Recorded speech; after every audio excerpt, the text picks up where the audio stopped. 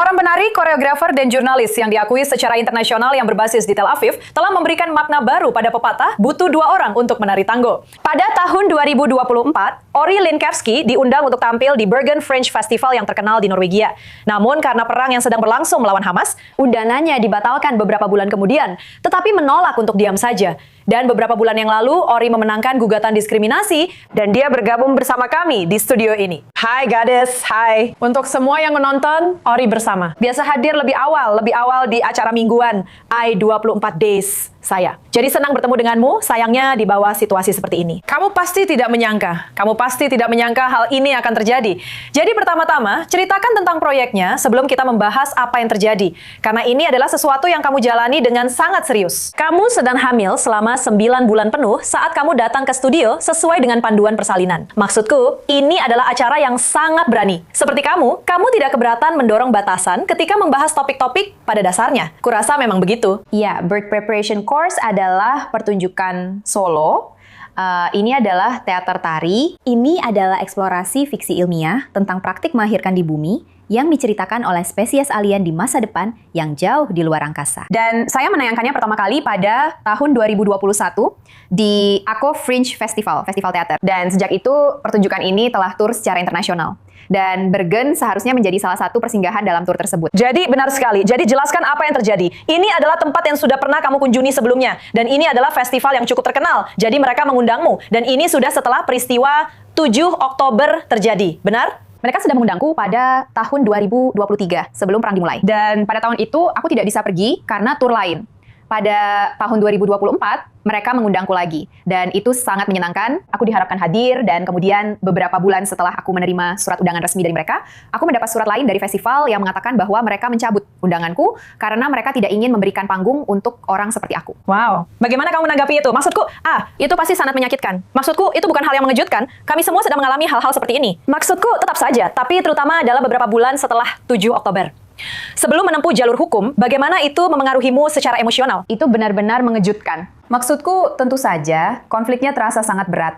Dan kami berada di bulan-bulan pertama perang. Itu sangat intens di sini, dan risiko keamanannya dan semuanya. Banyak hal yang sedang kami hadapi di sini. Menurutku, itu benar-benar penghinaan besar bagiku, bahwa seseorang sepertimu tidak boleh punya platform. Dan apa sebenarnya maksudnya? Dan apakah itu karena aku Yahudi atau karena aku tinggal di Israel? Aku punya banyak pertanyaan. Aku butuh beberapa hari untuk benar-benar merasa sedih tentang hal itu. Lalu aku membalas email ke pihak festival, mengungkapkan betapa kecewanya aku dengan keputusan mereka. Dan kami saling membalas beberapa kali dan situasinya semakin memburuk. Lalu semuanya menjadi semakin besar. Jadi jelaskan juga, ini menarik. Jadi masalahnya adalah festivalnya, bukan pemerintah Norwegia. Begini. Jadi pada akhirnya, ini menjadi berita besar di Norwegia, sampai-sampai festival itu sendiri akhirnya ditutup. Benar. Edisi festival tahun itu dibatalkan. Mereka kehilangan pendanaan mereka menerima banyak pemberitaan buruk karena apa yang terjadi terkait situasi saya. Dan sejak itu mereka telah mengadakan festival lagi. Jadi festival itu tidak hilang selamanya. Yang menurut saya sebenarnya mereka menyuruhmu minta maaf? Tidak. Apakah kamu sudah diundang lagi? Tidak. Aku sudah menampilkan Birth Preparation Course di Bergen dan karya lainku, sebuah pertunjukan tari di Oslo melalui platform yang berbeda. Aku belum berhubungan lagi dengan festival itu. Aku sebenarnya belum pernah melakukannya lagi. Kamu memutuskan untuk benar-benar menempuh jalur hukum dan mendapatkan pembenaran seperti itu yang kamu dapatkan pada bulan Mei lalu, hanya beberapa bulan yang lalu. Dan kamu menghabiskan banyak waktu, energi, dan emosi untuk ini.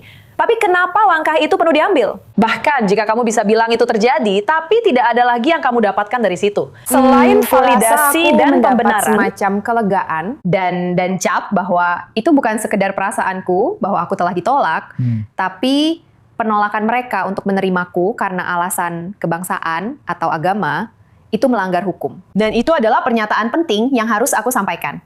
Aku benar-benar mempertimbangkan apakah itu hal yang tepat untuk dibawa ke ranah publik.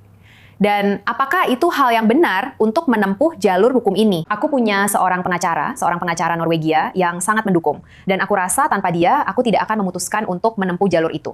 Tapi aku senang karena ini bukan hanya tentang kisah pribadiku dengan satu festival ini. Ini tentang apa yang dialami oleh seniman Israel dan juga yang lainnya. Seniman dari negara lain. Seniman dari negara ini lain bukan juga hanya soal mengalaminya. kerusakan saja. Dunda, maksud saya ini sudah sering terjadi. Jadi ini benar-benar menjadi preseden yang patut kamu banggakan. Karena kamu punya preseden itu. Karena saya yakin hal-hal seperti ini juga terjadi di tempat lain yang mungkin kita saja tidak mendengarnya. Tentu saja, saya rasa banyak sekali seniman Israel yang telah diboikot dan juga seniman Rusia yang telah diboikot dalam beberapa tahun terakhir. Dan seluruh konsep boikot budaya dan seni serta boikot akademis adalah isu besar di dunia kita saat ini, terutama bagi yang tinggal di sini, di Israel. Apakah itu benar-benar mendorong stabilitas dan masa depan kawasan ini?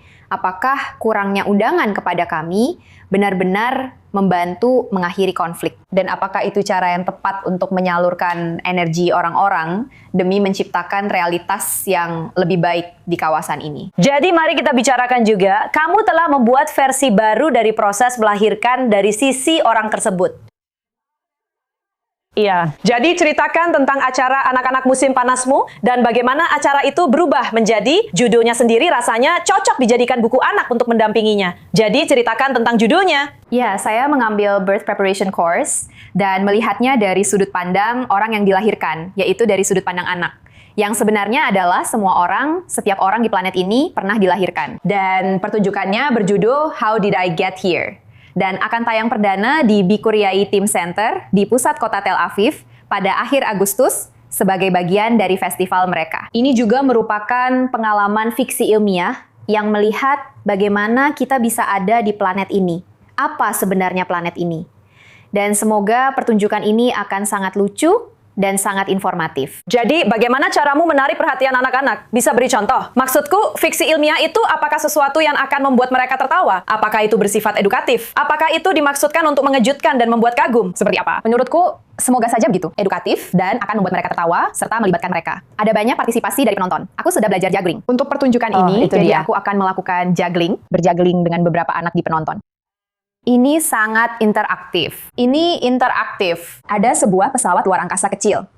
Anak-anak sangat suka pesawat luar angkasa dan row. Ini semacam mengambil bahasa panggung yang sama seperti yang saya gunakan di birth preparation course dan membuatnya lebih mudah diakses untuk anak-anak, untuk penonton yang lebih muda. Luar biasa, terima kasih banyak. Senang sekali bisa bertemu denganmu lagi dan teruslah maju. Terima kasih. Terima kasih banyak, Cory.